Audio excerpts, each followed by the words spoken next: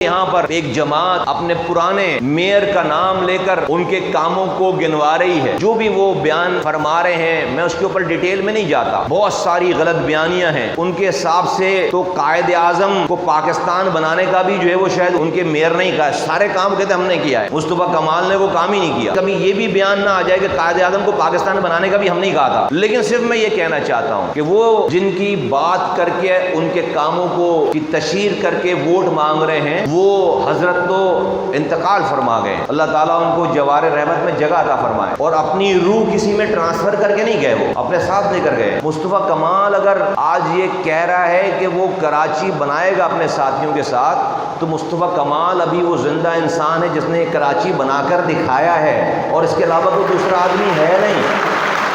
میں کسی اور کے کام کو نہیں کہہ رہا کہ وہ اس نے کیا تھا تو میں بھی کر لوں گا, نہیں, میں نے کیا ہے بھائی. ایک ہاسپٹل میں مریض آتے ہیں آپریشن کروانے سرجن سے, اس ہاسپٹل میں کوئی ریسپشنسٹ بھی ہے, کوئی اکاؤنٹنٹ بھی ہے, کوئی مارکیٹنگ مینیجر بھی ہے, کوئی چوکیدار بھی ہے, کوئی ٹیکنیشین بھی ہے. 5 سالوں سے ایک ریسپشن پہ بیٹھا ہوا بندہ دیکھ رہا ہے کہ مریض آتے ہیں, ڈاکٹر آپریشن کرتا ہے, مریض جا رہے ہیں. دیکھتے دیکھتے دیکھتے 6 سال وہ ریسپشن پہ بیٹھا ہوا بندہ کھڑا ہو جائے کہ بھائی میرا بڑا تجربہ ہو گیا 5 سال کا, اب آؤ آپریشن میں کروں گا 6 سال سے. تو آپریشن ڈاکٹر کرے گا یا جو ہے وہ ریسپشن پہ بیٹھا ہوا 5 سالوں سے دیکھنے والا کر سکتا ہے؟ بتاؤ بھائی, بولو. جو مریض کے رشتہ دار ہیں وہ مریض کا حوالے کریں گے اس کے کہ اس کو 5 سال کا تجربہ ہو گیا. تو بھائی اس کراچی کا آپریشن بھی ہم نے کیا, ہم ہیں سرجن یار.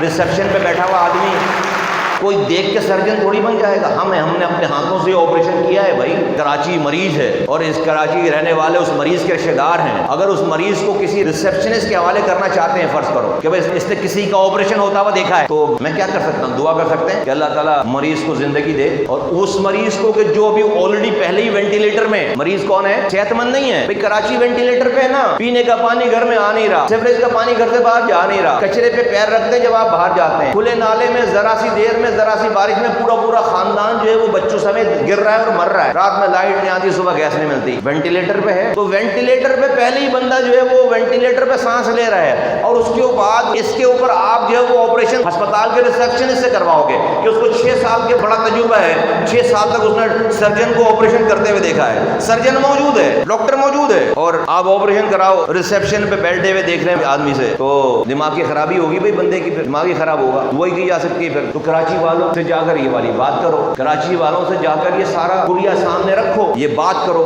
آپ گلی گلی جاؤ, اپنے پولنگ ایجنٹس تیار کرو, گلی گلی جاؤ, کوشش کرو, آواز لگاؤ. یہ کوشش کر لو, انشاءاللہ تعالی اللہ تعالیٰ دلوں میں بات ڈالے گا, اور فتح ہماری ہونی ہے انشاءاللہ تعالی, فتح ہماری ہونی ہے.